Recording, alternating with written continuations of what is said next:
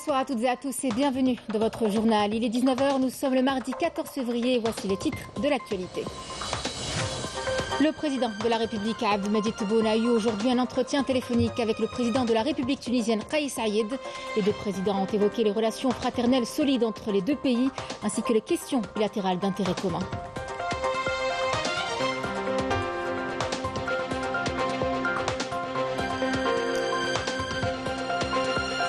Lancement de la production de l'insuline en Algérie dès le mois prochain. L'usine du groupe Saïdal s'apprête à en produire, ce qui divisera en deux la facture d'importation de ce produit pharmaceutique.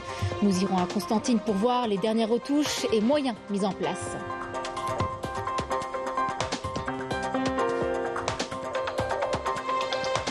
Commerce extérieur, les douanes algériennes mettent en place des circuits de contrôle pour superviser les échanges à travers l'installation de circuits. Et dans le secteur agricole, un couloir vert a été mis en place pour l'exportation de fruits et légumes frais. Nous avons suivi un exportateur, reportage à suivre.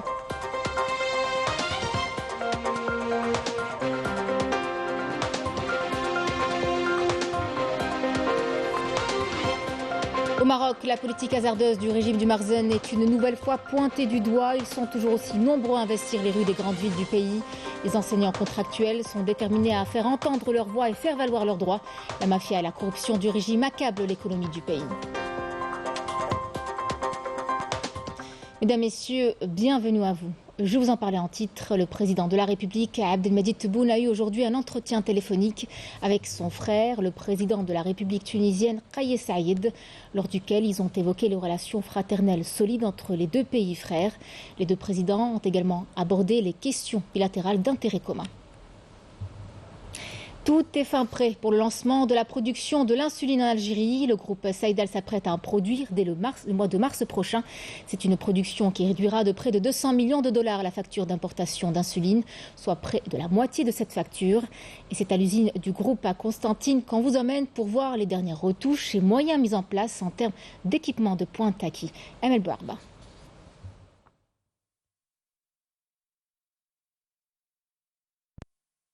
Le groupe Saïdal produira des flacons d'insuline à partir de mars prochain dans l'unité de Constantine. Ce fleuron de l'industrie pharmaceutique qui produit une large gamme de médicaments dont des génériques, des antibiotiques et des vaccins anti-Covid renforce ainsi sa position de leader sur le marché de la production pharmaceutique nationale. Nous allons entrer dans la phase de production de l'insuline grâce au soutien que nous accordent les pouvoirs publics et notamment le ministère de l'Industrie pharmaceutique, au savoir-faire que nous avons acquis ainsi que les équipements de pointe dont nous disposons. Nous nous lançons dans la production dès le mois prochain. Dans un premier temps, il est question de produire de l'insuline à usage hospitalier avant de passer aux analogues d'insuline.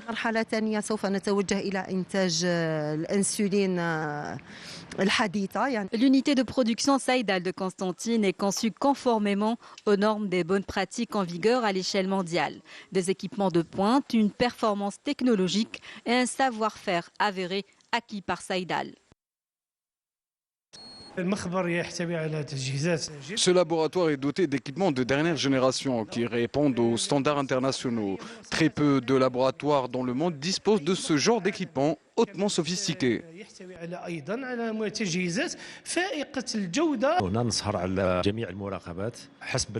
Nous veillons au contrôle dans le respect des normes internationales et en particulier européennes. Nous avons commencé par aménager les locaux avant de passer au service. Actuellement, nous attendons les résultats des tests avant de démarrer l'opération de production.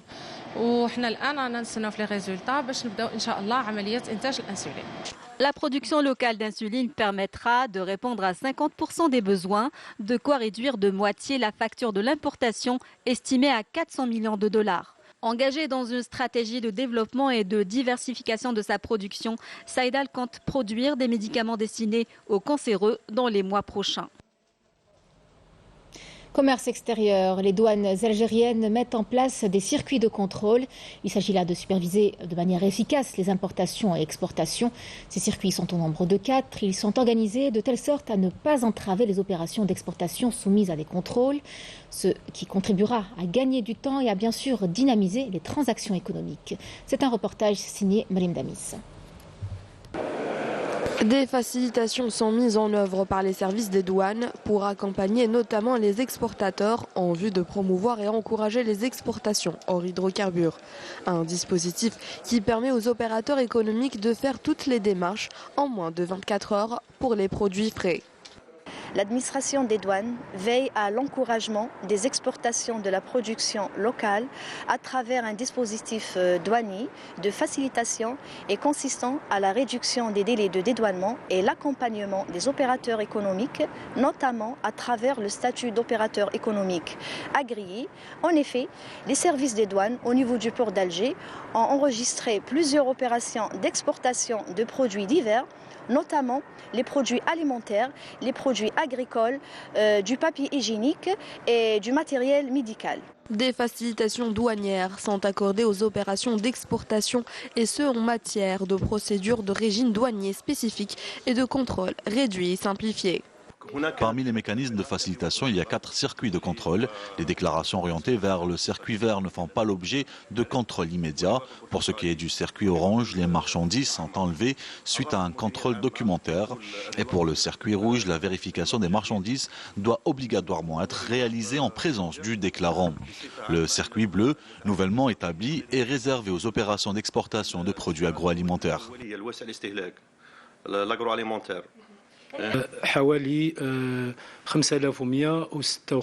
Les services du port d'Alger ont enregistré 5156 déclarations d'exportation avec des cargaisons estimées à 400 000 tonnes d'une valeur de 33 milliards de dinars. Notre stratégie est d'encourager et d'accompagner les exportateurs, notamment ceux spécialisés dans la production et la transformation. L'exportateur peut souscrire la déclaration d'exportation au niveau du bureau de douane le plus proche de son site de production ou son siège social. Dans ces cas, les contrôles douaniers sont effectués sur site. Ces procédures visent à conférer une plus grande dynamique au marché de l'export, apportant une réelle plus-value à l'économie nationale. L'occasion pour nous ce soir de vous parler d'un exportateur de produits agricoles qui apporte lui aussi une plus-value à son secteur. Nous l'avons suivi à l'aéroport international Houari Boumediene d'Alger, dans la zone fret qui connaît une véritable dynamique. Un couloir vert est mis en place pour l'exportation de fruits et légumes frais. Il s'agit d'une des facilitations instaurées pour leur exportation. Un reportage d'Emel Barba. L'exportation des fruits et légumes connaît un nouvel essor à la faveur des dernières mesures initiées par l'Algérie. L'exemple ici à l'aéroport Houari Boumediene, dans la zone fret, où tout un dispositif de facilitation est mis en place pour encourager l'exportation des produits agricoles par voie aérienne. Si la date porte étendard de l'exportation algérienne bénéficie d'un couloir vert, ce dispositif devrait toucher incessamment les fruits et légumes, selon les opérateurs économiques. Le président du cluster algérien des fruits et légumes à l'export, Caflex, qui existe depuis 7 ans, estime que l'année 2023 s'annonce des plus prometteuses. Par exemple, sur le marché de Rungis, comme on expédie par avion, c'est à peu près 1 à 2 tonnes par semaine. Aujourd'hui, il y a de la date et il y a des fruits et légumes. Les fruits et légumes, on a eu toutes les facilitations pour pouvoir expédier cette marchandise. Quand je dis facilitation, c'est de la part de la douane. On aimerait bien aussi avoir des avions supplémentaires pour pouvoir envoyer nos produits vers de nouvelles lignes. Les services phytosanitaires, on aurait bien aimé qu'il y ait une deuxième brigade. Pourquoi ? Parce qu'une seule brigade ne suffit pas.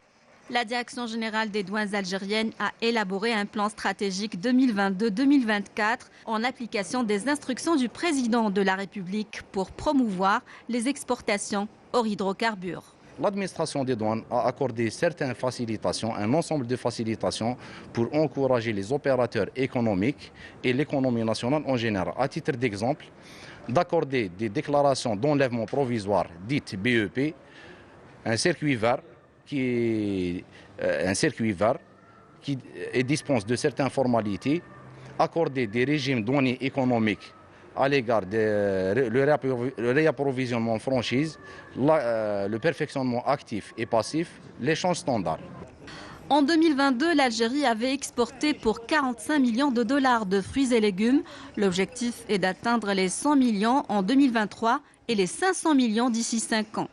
Avec cet argument de taille, le Made in Algeria est à lui seul un gage de qualité qui a la cote outre-mer. Et donc c'est un avantage non négligeable que d'avoir un produit bio et qu'on peut exporter à l'étranger, à l'image des produits maraîchers algériens. Actuellement, on a les pays du Golfe et l'Europe, voilà, parce que c'est les deux marchés les plus avec le potentiel le plus important. Et notre produit, il est beau, il est propre, il est vendable et il a du goût. Des facilitations qui s'inscrivent dans le cadre des orientations du président de la République pour promouvoir les exportations hors hydrocarbures. Ces dispositions qui sont consacrées par le Code des douanes algérien pour la promotion de l'investissement visent à améliorer la compétitivité des entreprises sur le marché national et international et réduire les charges qui peuvent affecter la trésorerie des entreprises. D'ailleurs, l'exemption des droits et taxes, l'allègement de certaines procédures douanières ont permis à redynamiser les activités d'exportation et réaliser un progrès inouï sur la balance commerciale enregistrée par les pouvoirs publics durant l'année 2022. La levée des barrières bureaucratiques commence à porter ses fruits. En 2023, les opérateurs comptent conquérir de nouveaux marchés dans la Russie et des pays africains. Un accord a été signé entre l'Agence algérienne de promotion de l'investissement, l'API, et le Conseil du renouveau économique algérien, le CREA, dans le cadre de la mutualisation des efforts avec l'ensemble des acteurs économiques dans l'acte d'investir et d'accompagner les investisseurs et mettre à leur disposition toutes les informations nécessaires. Une plateforme est également active. Elle permettra d'avoir plus de visibilité du marché de l'investissement. Je vous propose à présent d'écouter le directeur général de l'API, Omar Kesh. Cet accord a été conclu donc, dans le but de promouvoir l'investissement dans tous les domaines. On s'est mis d'accord sur de faire des études en commun sur les secteurs à promouvoir, conformément à ce qui a été prévu déjà par la loi sur l'investissement, qui donne la priorité au secteur à forte valeur ajoutée, à des secteurs créateurs de richesses et d'emplois pérennes, des secteurs qui favorisent le transfert de technologie et particulièrement les secteurs qui priorisent l'orientation vers l'export. Vous avez vu déjà, il y a un certain nombre qui dépasse les 150 projets qui ont été enregistrés via la plateforme. Les déchets de date ou le tout venant, tout est utilisé pour produire sucre et mélasse de miel et bien plus encore. Dans cette entreprise domiciliée à Biskra, vous verrez que rien ne se perd, tout se transforme. Y est produit même de l'alcool chirurgical ou l'alcodate dont profitent les hôpitaux de la région. Le gérant de l'entreprise est aujourd'hui le seul à produire de l'éthanol en Algérie. Notre journaliste Nakhla Al-Arbi s'y est déplacé pour vous parler de cette entreprise qui utilise des moyens biotechnologiques de pointe. Reportage. Il s'agit là d'un exemple éloquent de valorisation des déchets du palmier dattier, des déchets de date plus précisément, ou le tout venant, via des moyens biotechnologiques. Dans cette usine de 1500 mètres carrés, en plus de la production du sucre et de la mélasse de date, son propriétaire a, durant la période Covid, commencé à produire de l'éthanol et de l'alcool chirurgical. Ce dernier est destiné aux hôpitaux de la région. L'éthanol, c'est la matière première pour faire tout produit cosmétique, le gel désinfectant, l'alcool chirurgical. Alhamdoulilah, maintenant, comme j'ai fait presque 3000 litres d'éthanol par jour. Avec le noyau de date, l'usine produit de l'huile destinée à l'industrie cosmétique et avec la pulpe de ce fruit qu'on mélange aux déchets de caroube et de grenade, de l'aliment de bétail. Pour le gérant de l'entreprise qui foisonne d'idées et de projets, l'aventure ne s'arrête pas là, en dépit des lenteurs bureaucratiques. Il y a une nouvelle loi, la possibilité de fabrication d'éthanol en Algérie. Mais toujours pour prendre une autorisation du ministère de la Finance, j'ai plus de 36 mois, je suis toujours à attendre l'autorisation pour vendre l'éthanol. Moi, je peux vendre l'alcool chirurgical, pas de problème. Mais c'est interdit, je vends l'éthanol en brut. Les produits issus de déchets de dattes sont directement distribués aux usines spécialisées dans le conditionnement. Il faut souligner que l'entreprise, qui fonctionne avec un savoir-faire iranien, utilise des appareils de filtrage de pointe à base de perlite, une pierre volcanique importée, pourtant disponible en Algérie. Le traitement des eaux usées, il en est également question ce soir. Nous nous sommes intéressés à une start-up qui développe des solutions innovantes et éco-responsables pour le traitement des eaux usées, ce qui va non seulement protéger l'écosystème, comme vous le savez, mais aussi préserver les ressources en eau, grâce notamment à un générateur d'ozone. L'entreprise en question est aujourd'hui la première en Afrique dans ce domaine. Sidi Ahmed Moussa Arzouk et Mejda Diahmoun. Pour protéger l'écosystème et préserver les ressources en eau particulièrement, cette start-up a pensé à développer des solutions qui consistent à traiter les eaux usées avec une technique 3D. Elle est aujourd'hui classée première en Afrique dans le traitement des eaux. Le traitement des eaux se fait par une technique 3D. Il s'agit du traitement tertiaire. Les eaux usées sont récupérées d'une façon partielle ou complète par les industriels. Tout dépend du rejet. Quant au DAF, flottation à air dissous, c'est un système très avancé qui consiste à clarifier l'eau et nous travaillons également sur la génération d'ozone. Gérée par de jeunes compétences, cette start-up répond à la norme internationale ISO. Le nouveau système que nous avons conçu, que nous avons appelé Ozone, est un générateur d'ozone, qui est d'ailleurs le premier en Afrique. Sa fonction principale est la désinfection des eaux à travers un processus d'ozonation nous permettant d'obtenir une eau claire. Nous procédons à l'élimination des bactéries, des virus et des résidus grâce à l'ozone.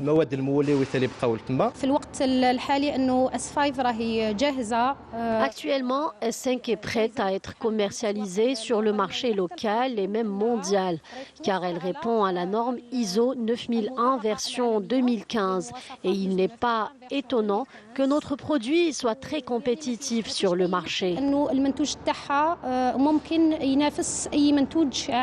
Une start-up qui apporte des solutions éco-responsables en développant des technologies respectant l'environnement. Ouverture aujourd'hui des travaux d'une journée parlementaire organisée par la Commission de la Défense nationale sous le thème « La sécurité sociétale, réalité de la menace et stratégie de riposte ». Le président de l'Assemblée populaire nationale, Brahim Bourali, a déclaré que la sécurité sociétale constituait l'un des facteurs clés qui contribuent au renforcement de l'unité nationale, une condition vitale pour réaliser le développement global et intégré. Brahim Bourali s'est également félicité des réalisations accomplies par l'Algérie, des réalisations dont le mérite revient aux personnes dévouées, aux institutions qui veillent à la sécurité, à la stabilité du pays, mais aussi à la volonté politique dont les contours apparaissent clairement dans la vie sociétale. À l'issue de cette journée d'études animées par des experts en sciences politiques, une série de recommandations a été adoptée, entre autres la création d'une commission pour l'élaboration d'un rapport annuel sur la sécurité sociétale en Algérie. L'institution d'une journée nationale de la sécurité sociétale a aussi été proposée. Le ministre de la Santé, Abdelhak Saïhi, en visite de travail à Cuba. Il a coprésidé à La Havane avec le ministre cubain du Commerce extérieur les travaux de la commission mixte algéro-cubaine de coopération économique, commerciale, scientifique, technique et culturelle. En marge des travaux, le ministre de la Santé a été reçu par le président cubain Miguel Díaz-Canel Bermudez, auquel il a transmis les salutations du président de la République. Abdelhak Saïhi a également rencontré plusieurs personnalités politiques cubaines. Le dernier bilan du séisme qui a ravagé le sud de la Turquie, le nord de la Syrie a franchi le seuil des 35 000 morts aujourd'hui. Les secours poursuivent leurs efforts pour rechercher des rescapés dans les décombres. C'est une véritable course contre la montre. D'ailleurs, un avion saoudien chargé d'aide humanitaire a atterri ce matin à Alep, le premier d'Arabie saoudite à arriver en Syrie en plus de 10 ans. D'autres avions de plusieurs pays se sont succédés, brisant l'isolement diplomatique du gouvernement syrien.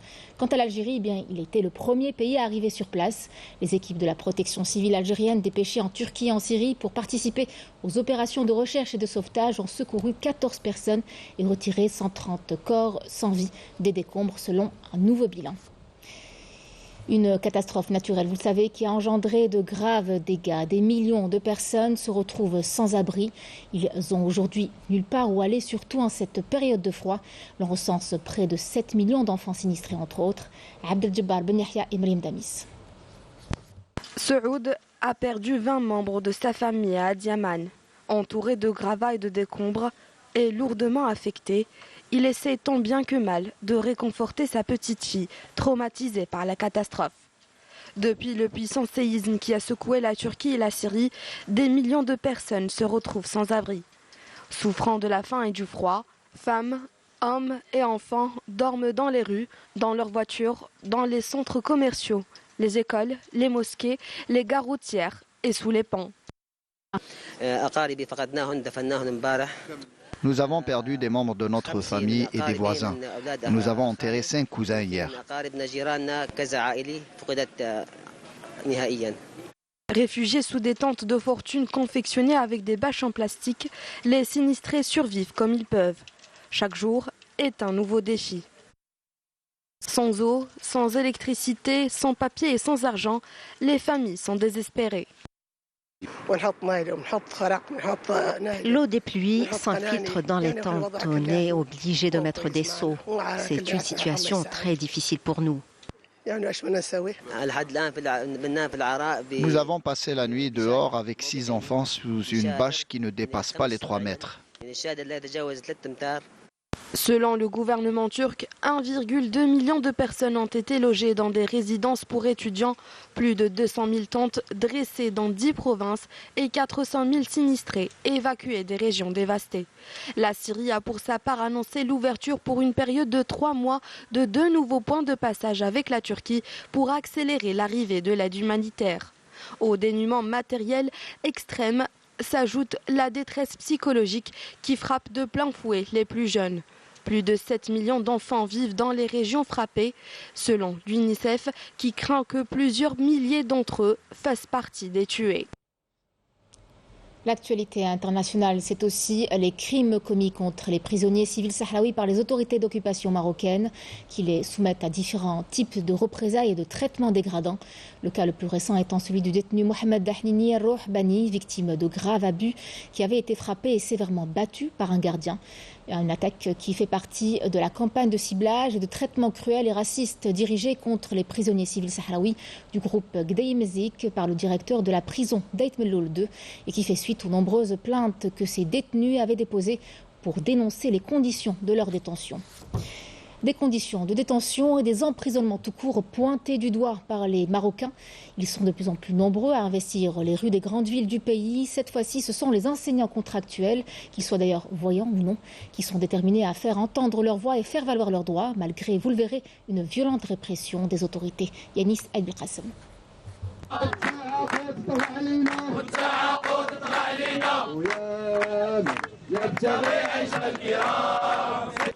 À Casablanca, les enseignants contractuels continuent de tenir des sit-ins devant l'Académie régionale de l'éducation et de la formation. Ils réclament de meilleures conditions socio-professionnelles et dénoncent l'emprisonnement injuste de leurs confrères par une justice aux ordres du Marzen. جاءت هذه الوقفة النضالية اليوم تزامنا مع التوقيفات التي طالت مجموعة من الأساتذة الذين فرض عليهم التعاقد والذين هذه التوقيفات التي نعتبرها غير قانونيه وتستند الى سند قانوني وجاءت ردا على الاعتقالات التي طالت مجموعه من الاساتذه الذين فرض عليهم التعاقد في ربوع الوطن واخرها المحاكمات السوريه التي حكم من خلالها على 10 اساتذه. Des arrestations arbitraires menées dans l'espoir de faire taire une contestation populaire qui ne compte faire machine arrière tant que ses droits ne sont pas respectés.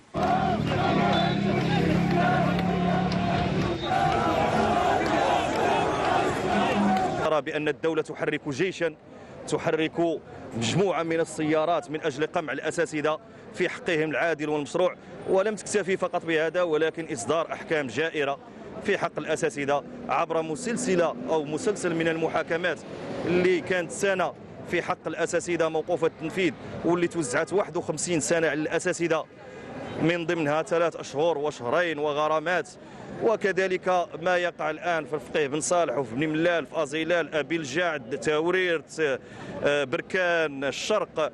En dépit du caractère pacifique des manifestations, le Marzen conduit une répression acharnée et sans merci contre les protestataires malmenés avec brutalité.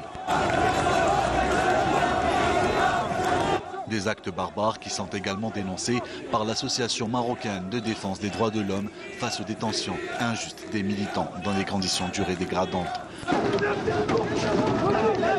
À Rabat, la situation est plus que dramatique et dangereuse. En face du Parlement, les droits de l'homme sont une fois de plus bafoués.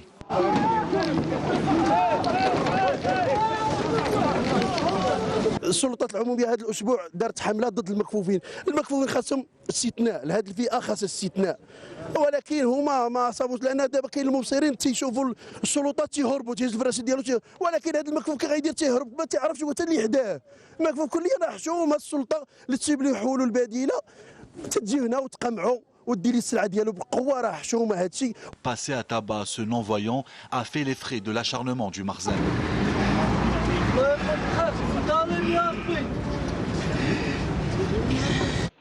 La victime armée de courage décide pourtant de ne pas baisser les bras, soutenue par ses compatriotes non-voyants, poursuivant la manifestation malgré les agressions violentes qu'ils subissent par le régime du Marzen.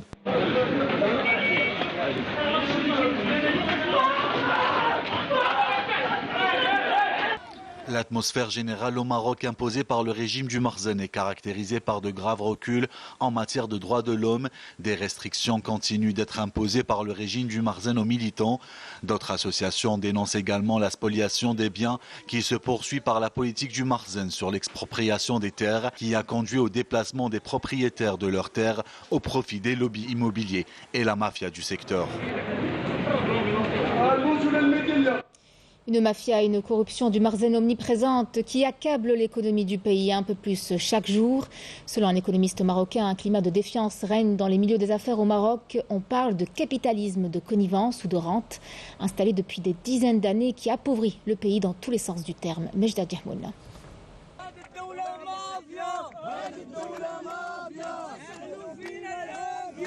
Des manifestations, des sit-ins et des grèves. Voilà à quoi ressemble le quotidien amer du peuple marocain qui vit sous le seuil de pauvreté, criant haut et fort sa détresse à qui veut l'entendre. Une dégradation du niveau de vie induite, selon les experts en économie, par la politique défaillante du Marzen, à l'origine d'une insoutenable dépendance alimentaire et de la précarité du marché du travail, au moment où près de 80% de la population active travaille dans les secteurs informels et vivote de petits boulots pour se nourrir. فلفله ب 1000 فرانك، كورجي ب 360، ماطيشه ب 300، البصله 160، تا فين هاد العذاب واش جبحوره حنايا وكناكلوا السردين ب 300؟ ها؟ بلاد فلاحيه وكناكلوا بحال هاد العافيه، حشومه كاع، نتوما قتلونوا هنيو راسكم كاع، علاش دايرين هاد العذاب؟ هذه بلاد هاد المرا دابا عندها 70 عام باغا تبيع الميكا في السوق. لا سكنه فين غالينا صاحبي فين؟ السبب ديال الغالي. والغلا صاحبي اللوبي 600 ريال. قرعه 300 ريال ما عطيتها 240 ريال ما فاش خدام شحال كيربح هذا السيد كاع 100 درهم 3000 اش بغا دير ليه اللي عنده 5 الوليدات اش بغا يوكلهم واش انا غادا نقول لك حل لي الحدود وخليني نحرق واش انا دري صغير الله يرضي عليك ولدي واش انا دري صغير غادا نقول لك حل لي الحدود وخليني نمشي نبني مستقبلي في اوروبا انا راه شارفه انا راه كبيره قاتلنا الجوع قاتلنا الجوع لا ما زين لا معيشه زينه وطحلوا لنا الحدود والله ما نوقفوا بالرب ونبات معكم دقيقه في هذا المغرب عيشوا في هذه الامه اخا النوس وانت وصحابك بارك عليكم عيشوا حنا نخويكم هذه البلاد كاع. Une pauvreté galopante qui caractérise désormais le peuple marocain, conséquence directe du capitalisme de connivence qui s'est installé depuis les années 60 du siècle dernier au Maroc, où les élites locales ont toujours prospéré dans le giron du Marzen, lequel s'appuie sur elles pour asseoir son autorité, ce qui a propagé la corruption et accablé l'économie du pays. À l'occasion de la célébration de la journée nationale du Shahid qui coïncide avec le 18 février, l'association Mesh'al Shahid organise la semaine consacrée à la culture et à l'histoire de la guerre d'Algérie au Palais de la Culture Moufdi Zakaria sous le thème Les Amis de l'Algérie, des étrangers avec un cœur et un sang algérien. Des représentants de différents ministères ont pris part à la cérémonie d'ouverture de cet événement ainsi que le conseiller du président de la République chargé des archives et de la mémoire nationale et un grand nombre de moudjahidines. Les participants ont également visité une exposition de miniatures qui retrace les étapes phares de la guerre de libération nationale. On écoute. Je suis très honorée aujourd'hui et vraiment je pense beaucoup aux Européens, aux Français notamment, aux Lyonnais notamment, puisque c'était à Lyon que j'étais, qui nous ont beaucoup aidés dès lors qu'ils ont compris la justesse de notre cause. Nous avons des familles entières qui ont adhéré, qui ont hébergé des frères, qui ont transporté des frères, qui étaient à la disposition de la révolution algérienne. Les époux Gerbe, qui étaient deux enseignants, Allah yarhamhum, je dis Allah yarhamhum, ils le méritent, qui ont été à 100%, qui ont fait de la prison pour avoir hébergé Ben Brahim ou Temzi, etc. La liste est très longue. Les Lichtenberger, qui avaient un château dans les hauteurs de Oulin, ce château servait à héberger les frères. On a eu beaucoup d'aide des intellectuels français qui ont compris la cause algérienne. Donc penser à leur mémoire, les évoquer aujourd'hui, me touche beaucoup. L'événement d'aujourd'hui, elle marque la journée du Shahid, qui est le 18 février. C'est une journée mémorable, on doit l'honorer. Et on doit dire toujours Rahimallahu Shuhada. Et c'est grâce à ces Shuhada que l'Algérie se prospère. Aux amis de l'Algérie, il y en a beaucoup qui nous ont aidés. D'ailleurs, j'avais un avocat qui s'appelait Michel Moutet. C'était un Français. Et il était désigné par le FLN pour défendre les Algériens devant les tribunaux français. Nous inclinons devant la mémoire de nos Shuhada parce que leur sacrifice a été suprême. Et c'est grâce à eux que l'Algérie est indépendante, grâce à tous ceux qui ont travaillé, et aussi bien les Algériens que les étrangers, les amis de l'Algérie. Ils sont très nombreux. Monsieur le Président de la République a inauguré il y a quelques mois une stèle en leur mémoire. Donc vous voyez que l'Algérie est toujours là. Et on termine avec les résultats des matchs de la Coupe d'Algérie de football disputés ce mardi pour le compte des 32e de finale. Le NC Magra a éliminé le Mouloudia d'Alger 2-0 alors que le CRB a validé sa qualification difficilement, prenant le meilleur sur le MCL Ulma 3-2 au terme des prolongations. Pour le compte des 16e de finale, la JS Saoura est allée décrocher sa qualification au stade 8 mai 45 devant l'Entente de Sétif 1-0. Et de son côté, la GS des Djidjel s'est imposée devant l'USM Annaba 2-0. Ce mercredi, demain, donc l'IRB Marnia affrontera l'USM Alger à partir de 14h. C'est ainsi que se clôture votre journal. Merci à vous de l'avoir suivi. Je vous souhaite une excellente soirée sur Canal Algérie. À très vite.